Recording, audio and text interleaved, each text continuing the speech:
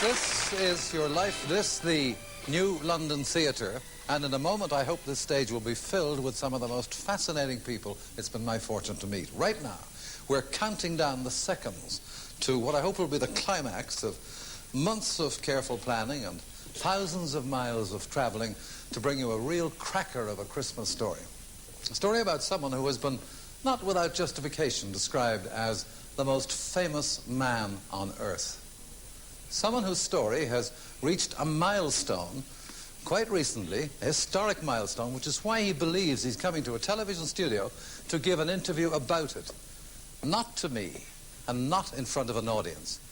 But whatever happens next, I promise you it's the most unpredictable Christmas I remember.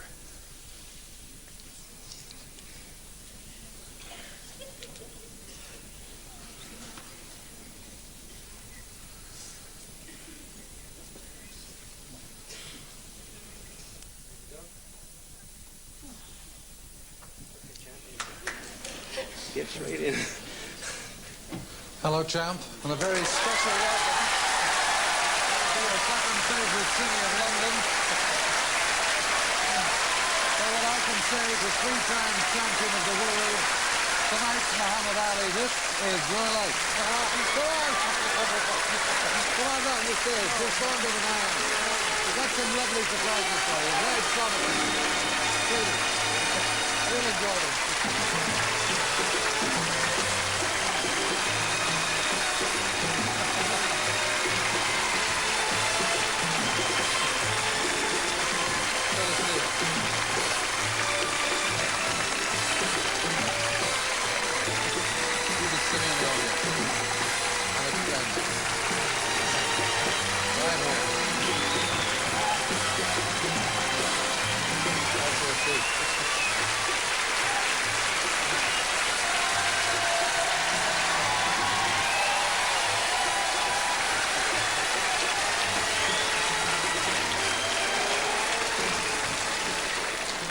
Well, I must say a very special thank you to your pal and mine, boxing commentator Reg Guttridge, for bringing you along here. He lied to me. I want to say one thing. I watched this show for years in the States, and I wondered why was everybody so anxious to get me here, this is terrible. This is the right time to get you. Muhammad Ali, this is your life, and there could be no more appropriate time for me to say that as we reach the end of a year which has seen you fight your way into history by becoming the first man to win the World Heavyweight Championship 3 times over.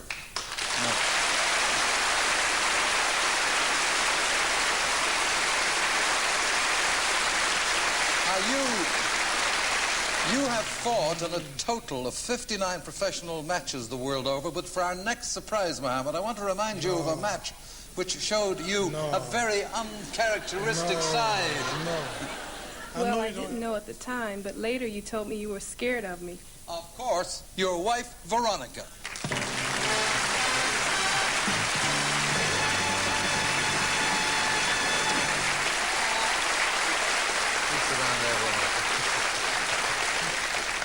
Veronica, how did you find out he was scared of you? Well, we met when he was in Salt Lake City doing an exhibition, and when I met him, he didn't say anything, and usually he grabs and hugs people like he still does now. But later when I got to know him, he told me that that's why he wouldn't say anything, because he was afraid. Well, it's not easy to contemplate a speechless Muhammad Ali, because the fact that you're... Beautiful women just frighten most men. The fact that you're as mercurial with your words as you are with your fists has made you one of the world's greatest box office stars. And if you look at that screen, we're going over 5,500 miles now to a city you know well, the bright lights of Las Vegas, where no star is shining quite so brightly as the one about to speak to you now, from his dressing room at the world-famous Caesar's Palace. Your old pal, Britain's own Tom Jones. Hello, Eamon. I must say I admire your guts for springing a surprise like this on Muhammad Ali. Muhammad, I wonder if the This is the surprise show. is as big as the one you got from Henry Cooper's left hand in 1963. Putting all jokes aside, I'm sitting here in Las Vegas in the dressing room between shows, and as you know, anybody can pop in from time to time, like the time I think it was about 10 years ago in the Latin Casino in Cherry Hill, New Jersey. Knocked him at the door, I looked up, and you were standing there. And we've been friends ever since. We've had a chance to talk together from time to time. I must admit, I like this setup tonight because I can talk to you and you can't interrupt me. You know, boxing is the only sport that I really like. I've always enjoyed boxing, and I don't think anybody would argue with me that you are the greatest boxer of all time. Not only a boxer, I think one of the greatest entertainers. But speaking of entertainers, I remember the time when you made a record, I should say, of a song called Stand By Me. Well, I would just like to say this. I won't go into boxing if you stay away from singing. You know, this is a switch. I'm over here in Las Vegas, you were there in London, and I hope you're having a great time in my country. The only thing is, I wish I was there to enjoy it with you. But I'll see you soon. Oh, and by the way, be gentle with Eamon. Thank you, Tom Jones, and nice to know you care. Well, Muhammad Ali, this is your life, and I still don't believe this. you were born here at the General Hospital in Louisville, Kentucky, at 6:35 p.m. precisely on January the 17th, 1942, tipping the scales at 6 pounds 7 ounces. Your father's a sign writer, and you're named after him, Cassius Marcellus Clay. Family home is here at 1121 West Oak Street. And it's there one day when you're only 18 months old, you show the first indication of things to come. You're swinging your arms as babies do. And that's when my baby boy's left hand knocked my front tooth right out. From Louisville, to surprise you, who else but your mother, Mrs. Odessa Clay, and your father, Cassius.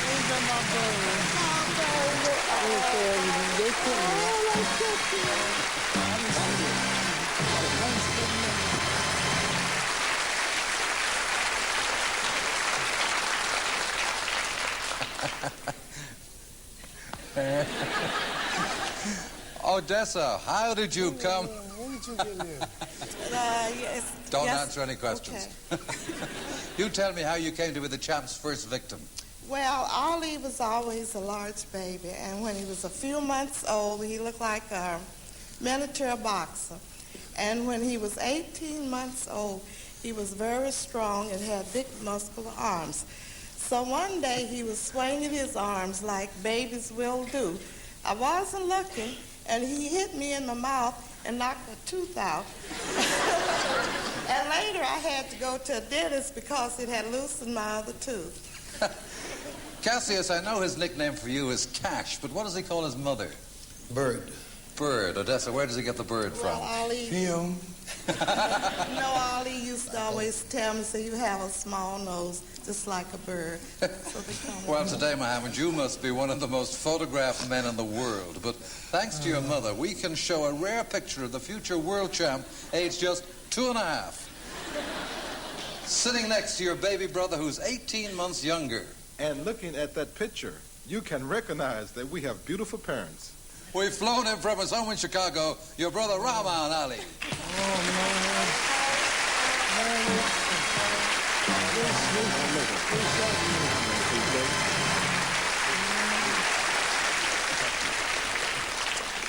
Now, being so close as you are in age, you've been great pals since you were kids, eh? That's right. We always have did things together in life, and Muhammad always predicted from a small boy that he would be the world's heavyweight champion. And I want to exclusively bring that out because he always told the kids in the neighborhood, I'm going to be champ of the world, I'm going to do this, I'm going to do that. but few of them laughed at Muhammad, but he always had the strong mind, the determination to stick by his my word. show, so sit and down. he did it. Tell us about hide and seek I just before want you to say, sit down. in front of the world, I love him with all my heart. He's beautiful people. All right, thank you, Robin. Ollie.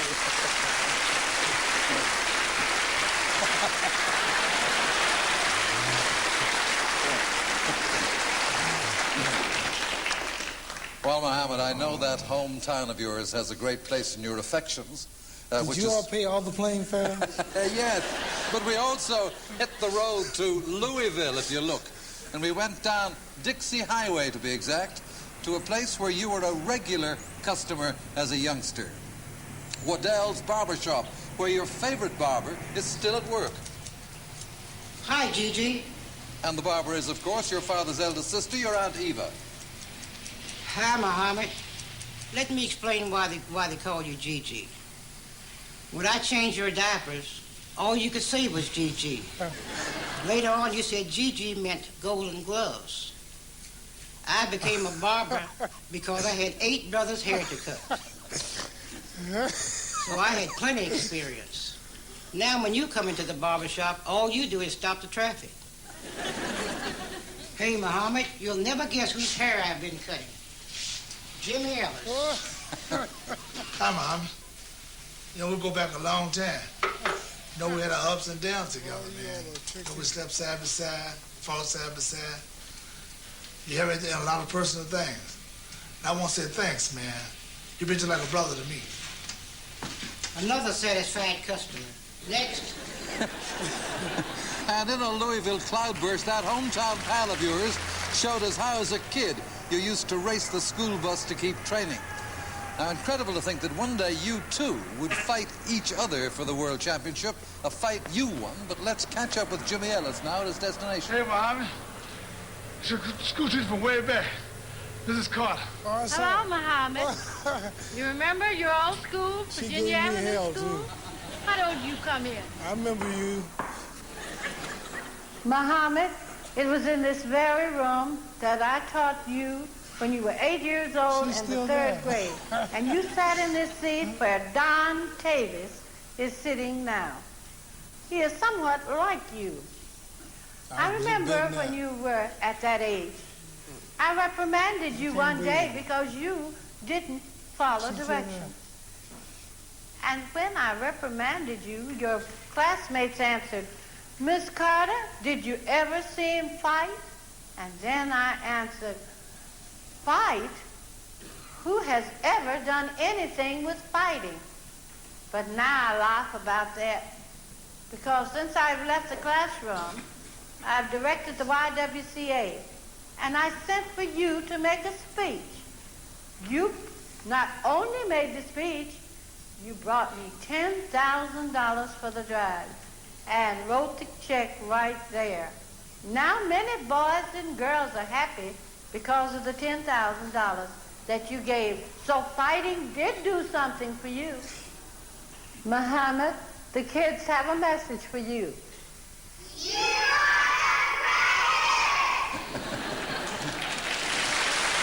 You are the greatest. Man, that's the truth. Mrs. Carter and me is going to join your Aunt Eva in leaving that car over there.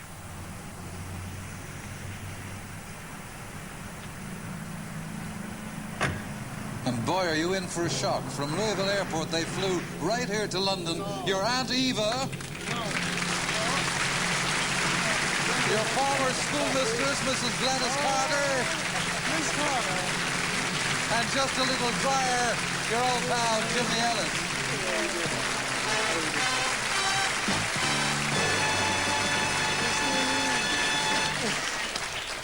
Aunt Eva, did you bring your scissors? Sure.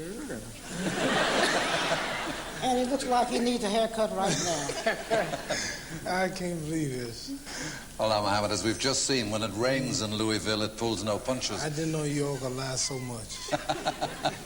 Come on. Well, it was on a rainy day your boxing career started. You were 12 years old, and Cash, you just bought him a new bicycle, didn't you, for Christmas? That's right. A red bike with chrome finish on white wall tires. He had got on it starting at home, and it had begun to rain. So he headed for the local bazaar, where they were. Just don't talk too long, because I got time to on the show. I got my talk from him. So if he can start. I want to hear about this. It was being held indoor at Columbia Auditorium, where he had found some free don't go too long, candy and popcorn. Long show.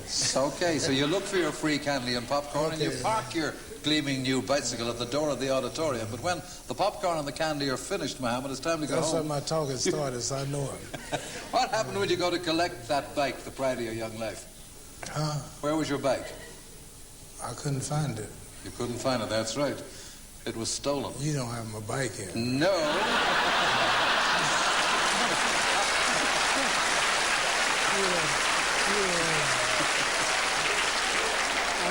I know But you didn't find the bike. you did report the theft to a policeman. Joe Martin, he's not here either.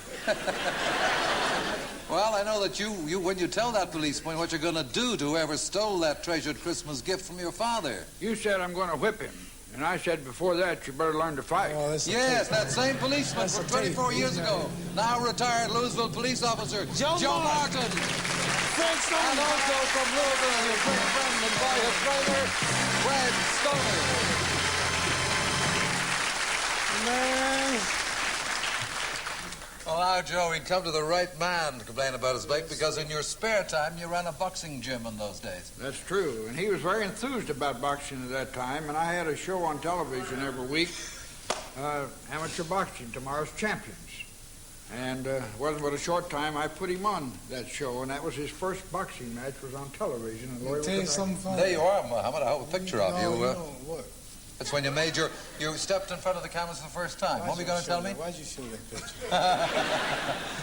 No, he had a boxing show, and he was a trainer too. It was in those days, the integration hadn't taken place, and black people didn't quite have the opportunity they got now. So he had the championship show, and he trained fighters more physically than he did. And I would always train at 6 o'clock at his gym and sneak to his gym at 8 o'clock to really learn more about boxing. And then, because in the Golden Gloves, a lot of his boys would beat his boys, and I thought he was the better trainer, so I would sneak down and learn how to do it. He taught me the jabs, he taught me hooks, and both of them together made me who I am today. Fred, tell me. So so since you surprised me, I must tell you the surprise. I never told you this, but I always sneaked to his gym. See, because he had the complexion and the connection to get the protection. Fred Stoner, if he let you get a word in edgeways, will you tell me why is it you think the champ here has managed to keep his boyhood good looks? Well, in the early parts of his training, we concentrated on teaching him how to not stand still and be hit, to keep moving in and out and to right and left. And, well, look at him. It's paid off. And he's still a threat. But tell me now, tell me, Joe, Ali was asking me, you didn't by any chance find the bicycle, did you? I can't believe Never have found it yet, but we will eventually. Thank you very much, Joe Martin and Fred Stoner.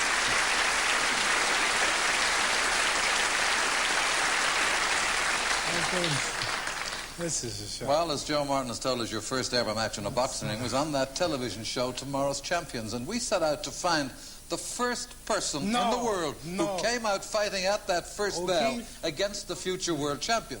Today he works on the production line here at the Ford plant just outside Louisville. And of all the millions of words written and spoken about your opponents, we were amazed to find no one had ever before asked your very first opponent his memory of that day 24 years ago, but he recalls it now. As you said, you remembered his name, Ronnie O'Keefe. Hello, Muhammad. Is that you? Remember that day I first stepped in the ring with you? It was your first fight. It was my first fight. And also happened to be my last fight. You were 12 years old. You weighed 88 pounds. I was 14, and I weighed 1 pound less. We went 3 rounds. You won by a split decision. But I like to tell my co-workers here, that makes me better than Norton or Foreman and all the rest. You put them to sleep. It'll walk me up to the fact that in the fight game, I'd never be in the same league with you. But I have no regrets. I just figure I'm a better lover than a fighter. Everybody's gone here, so I think I'd do the same. See you, champ. And see we will, to shake your hand again for the first time in 24 years. We've flown him tonight. He's here. Ronnie O'Keefe. Oh, man.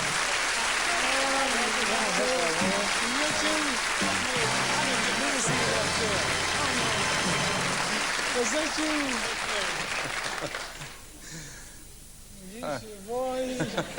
Boy, time fly. We done got old. You don't look nothing like you used to. Jimmy Ellis, you and Muhammad were matched on that First night.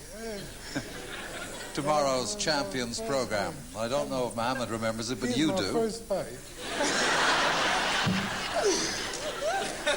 That made you famous too, didn't it? You the first man that fought Muhammad Ali. Ain't that something? Okay, what's your... Thank you, sir. We were just talking, Jimmy and I actually, about that program, Tomorrow's Champions. And the two of you were matched for a purse of $4 each, Jimmy, but the fight never took place. Why was that? Oh, because at that time, I didn't weigh enough. And so he came over to me and said, man, we just lost $4 because you're too skinny. I said, no, we just lost $4 because you're too fat. Well done. Well, constant training and sheer determination to be the best put you high in the amateur championships as a teenager, winning 6 Kentucky Golden Gloves championships and 2 National Golden Gloves finals. And one day, nearly 20 years ago, you read in the newspapers that one of America's top fight trainers is visiting Louisville. When high school's over for the day, age just 17, you dash to the hotel where he's staying and telephone his room from the lobby. And you said, I got to talk to you on account of going to be the next heavyweight champion of the world. Today, his name's inseparable from yours, that legendary figure of the fight game, your trainer and great friend. We've flown him from Miami, Angelo Dundee. How you doing? This is your man surprise. Look at all this, man. Angelo, what did you do when you got that call?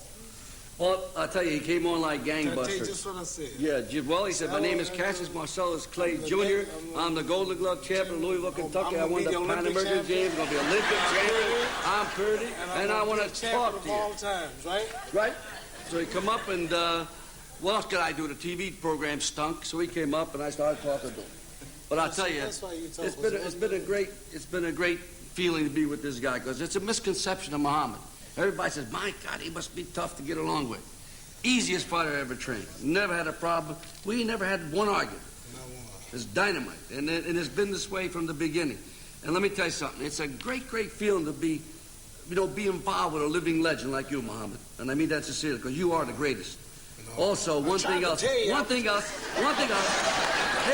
Every time a fighter would come up in the gymnasium, you would bust down that room door. You'd bust it down 12 times to try to psych out a guy.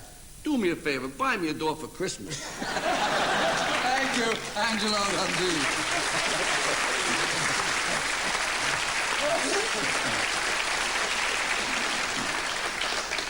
Well, just a year after that first meeting with Angelo, you're just 18 when your victory in the National Golden Gloves finals at Madison Square Garden follows on to the selection to represent the USA at the 1960 Olympic Games in Rome. But Joe Martin, what's this we hear about him getting scared? He was very scared of airplanes. He and I had kind of a wild ride in one of them, and he told me that he wasn't going to Rome unless I could get him on a boat. And I said, there's no way. You're going to have to fly. So he and I went out to Central Park and sat on the bench for about 2 hours and talked to him about it, and I was convinced that he would be Olympic champion, and I also told him, I said, I think you can be world champion sometime, but you've got to go through the Olympics. You've got to have that exposure. Well, he did, and your international boxing career takes off on August 1960 when you step in the ring for the final battle for the gold medal. Your opponent is Poland's Zbigniew Pietrzykowski. He didn't go to Poland. And I was lucky enough to be the commentator. Oh, well, what a boxer this Clay is. For 18 years of age, the size of him, we're going to hear a lot more of this young man, I'd say.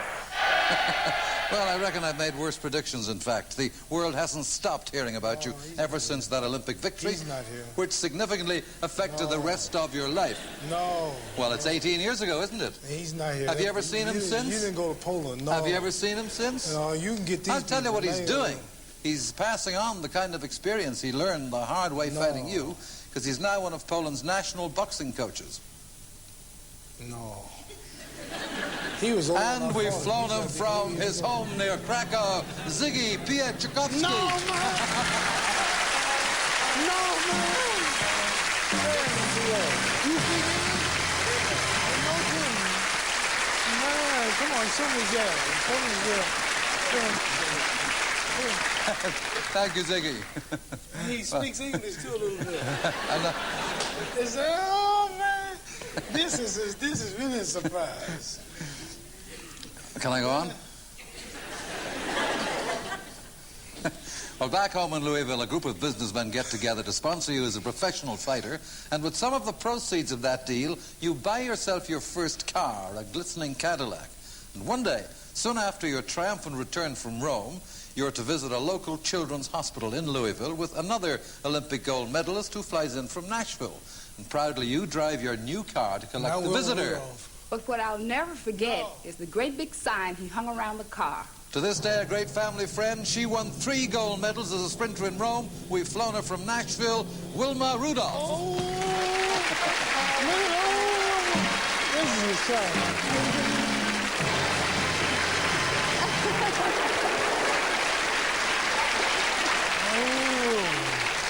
Wilma.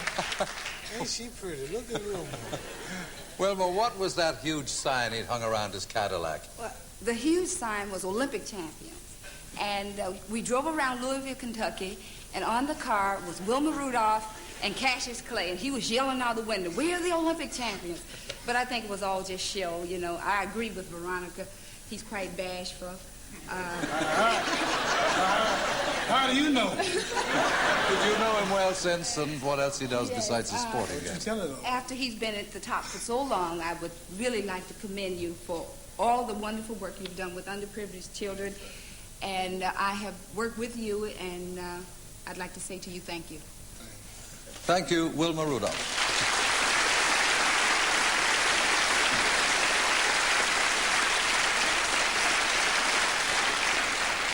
Well, just 4 years after turning professional, you fulfilled the... Say one thing. Yes, sir. I had a lot of money. I've had many surprises. I'm at the stage now where it's hard to surprise me, to show me anything, to excite me, because I've had it all. I feel like a little bitty boy now, just getting a new toy for Christmas.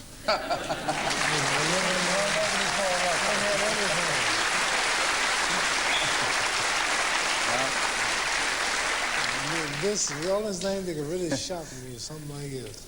Well, let me just go on and tell you that youthful prophecy you gave Angelo Dundee there in that Louisville hotel room nearly 20 years ago, you fulfill it, of course. The date, February the 25th, 1964, and this is how you took the world heavyweight crown from the reigning champion, the late Sonny Liston.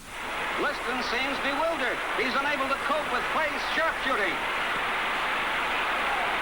The champion has taken a terrible head beating from this marvelous young boxing master.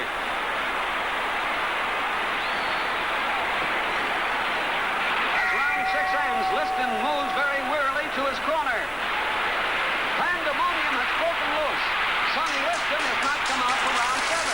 He's got a new champion,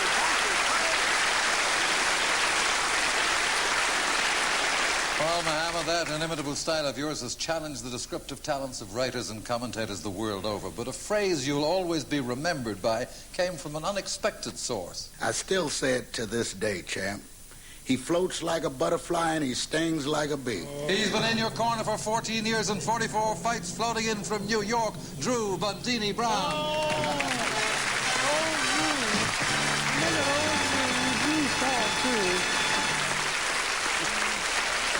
You bought it. I never saw him so dressed in my life. And he's sober. Drew Bundini, what was the moment that inspired that phrase that became so famous that it even became a song? Well, because to love God is to love people, and I must love Mohammed because he loves God. And all great fighters had nicknames like the Brown Bomber, Joe Louis, Rocky Marciano, The Rock, Sugar Ray Robinson, Sugar, Smoking Joe Frazier. And he was doing road work, and I was talking to God as I do, not with my mouth, but with my mind. And I was asking God, what was his nickname? And the feeling came to me, call him the way it is. float like a butterfly and sting like a bee. But Bundini, you made a mistake, didn't you, when the champion first interviewed you for a job in his corner? Yes, I call him a phony because I was with the great Sugar Ray Robinson for 7 years, and I never heard of anyone in sports or anything predicting anything but God saying when it's going to do, the weather or anything like that. And he said that he called around. So I said he was a phony. But then he said to me, he got up off the couch and he looked me dead in the eyes. He said, I work hard and I train and I pray hard. And that's fall, Bodini, and I knew he was human. Thank you, Drew Bundini Brown. Thank you.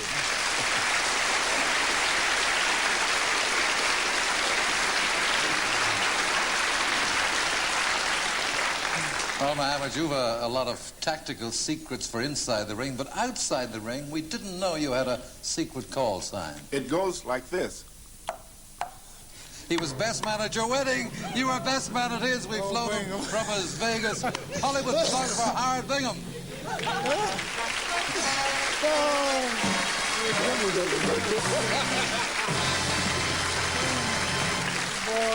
Howard, what's this? No, it's like this, you know. Tell me. That is, it's like if we're in a large room and he's on one side and I'm on another. He won't phone out and say, "Hey, Bingham!" He'll say, and then I look. And if he's home and his wife is, looking at the I want to foxes sneak him out of the house and know his wife to know I'm calling. looking at the ladies also, he said, Thank you, and shut up, Howard Bingham. Come on, man.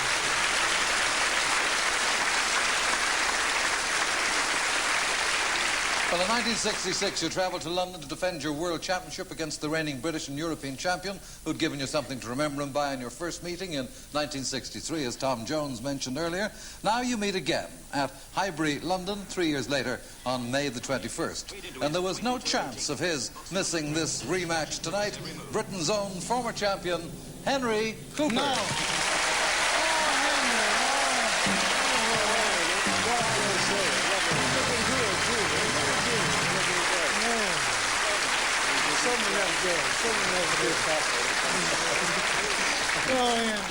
Henry, I know that to this day he does look good. You have a great respect for Muhammad Ali. Oh, great respect. I mean, what more can you say about the man? He's done everything. A great natural athlete. But let's be honest, if he'd have gone whatever game you'd have gone in, I think he'd have been the top. The fastest moving heavyweight, I think, in the world today. Ever likely to be in the future. He was grease lightning on two legs. I had all my work cut out trying to keep up with him and trying to land a punch on him, but a great guy. You landed one, too. One of the greatest. The greatest. You hit me so hard. I never told you this. Well, I'm retired and he retired. Oh. You hit me so hard, you jarred my kinfolks in Africa.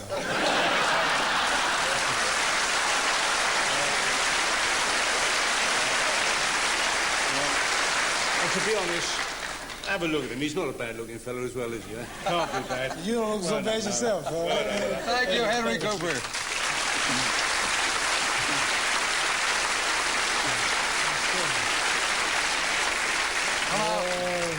The night after that fight, I had the pleasure of talking to you on another show where my other guests included Dudley Moore and the late Sir Noel Coward, who found out you packed a conversational punch too. By then you'd become a member of the Islamic faith, and of course it changed your name, and it made it clear you were no longer to be called Cassius Clay. Then this happened. Let's have a word about the fight last night, Cassius. Muhammad. Muhammad, I'm sorry. I didn't do that to you. Is that me? That's you. We both. I'm glad he smiled when he said that. You know my name, boy. Don't worry, I got on here, boy.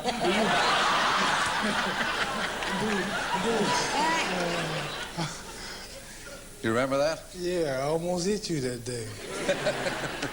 Well, a year later, Muhammad Ali begins a 3-year exile from boxing when he refuses on religious grounds to join the army, at that time engaged in the war in Vietnam. Even if the threat of a 5-year jail sentence does not deter him. Now, that was reversed in 1970 and his boxing license reinstated. So after 3.5 years of legal and political punch and counterpunch, your exile from the ring is over. October 26th, the place, Atlanta, Georgia. And world headlines proclaim that Muhammad Ali is back in action as you fight your way back to the title you'd set your heart on as a youngster. Jerry Quarry is hurt, and Ali is asking the referee to stop the bout. Ali puts the jab on the mouth, the right uppercut to the jaw. Jerry Quarry is staggered, and the fight is over. Ali goes into a front, takes the left hand high on the head.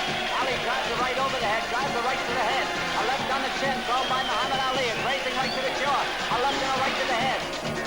Bob Foster, the light heavyweight champion. Ali feigns being hurt, puts the jab on the mouth. Foster sticks out a jab, takes a blazing right, a left uppercut to the jaw. Foster is down and maybe out. Ali is finding shows. Bugner is a tough customer.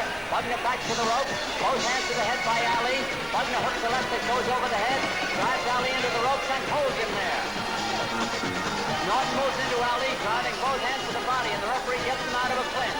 At long range, Norton feints the left hand, puts the jab on the mouth.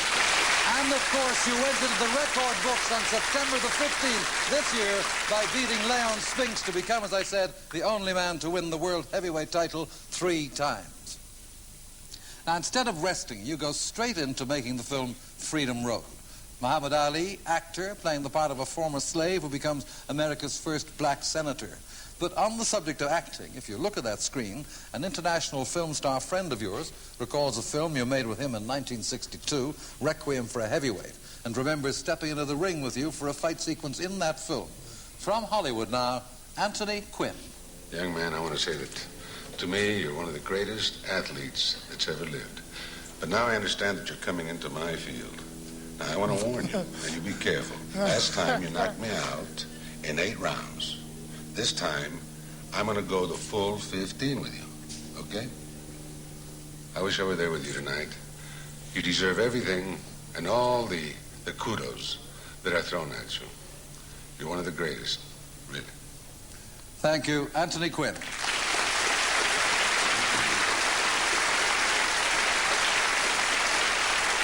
Well, champ, not many people have gone the full 15 rounds with you, but before we close, I'd like to remind you of someone who has. Just as he promised he would one August day in 1970, during your exile from the ring, when he gave you a lift in a car from Philadelphia to New York, and when he pulls up on 42nd Street, a crowd starts to gather. And I said, hey, man, you better get out of my car.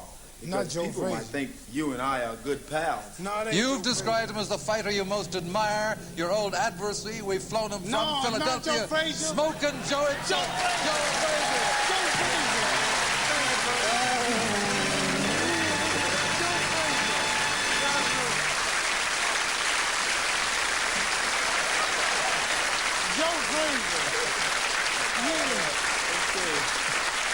Joe, how did you come to be giving Muhammad Ali a lift in your car?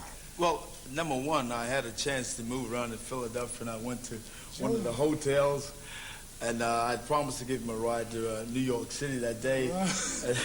I got out of the car. Somebody says, "Hey, go Smoking Joe Frazier." Oh, man, and he went off. Smoking Joe Frazier, where is he? I want Smoking Joe Frazier. He got my title. So I went over and I shook his hand. He told me, he says, listen, sir, I have a man that's doing a book on me. Would you interview him into New York City? We rode into New York City. This guy would not let me get one word in. All through the whole ride, he started talking about Smoking Joe Frazier. Can you whip me? Can you whip me?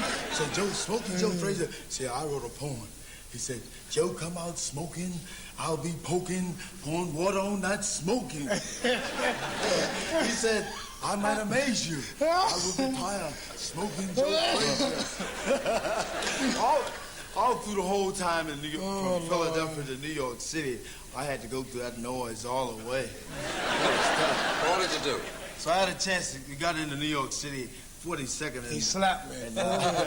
42nd is Broadway, and somebody messed around and saw him and myself, and he went off again. Smoking Joe Frazier, ladies and gentlemen, Smoking Joe Frazier, the man who got my title. I won my title. I was in the car. Oh, Lord. I said, look, I ought to whoop this sucker right now.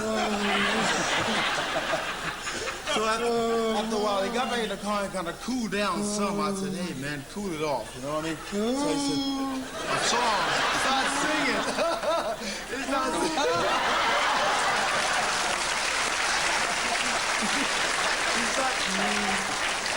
I can't believe it. Ladies and gentlemen, a great guy. I would say we love him. He's a fine champion. Oh, Lord. Congratulations. Joe Frazier. Thank you, Joe.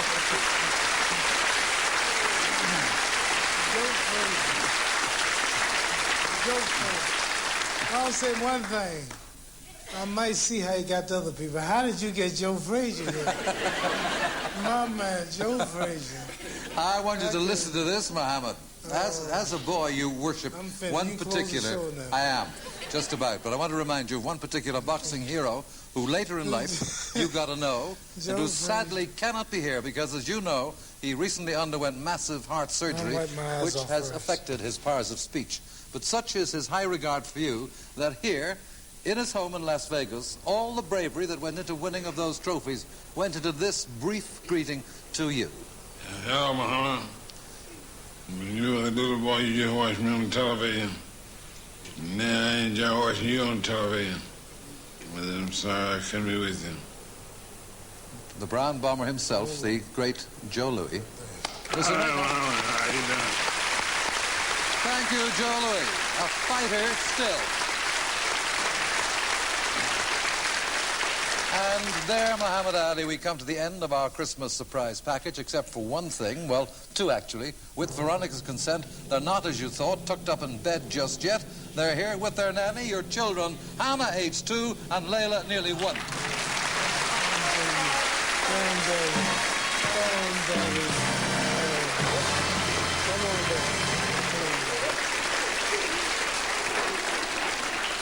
Well, to the greatest, I know they're the greatest. Muhammad Ali, 3 times heavyweight champion of the world.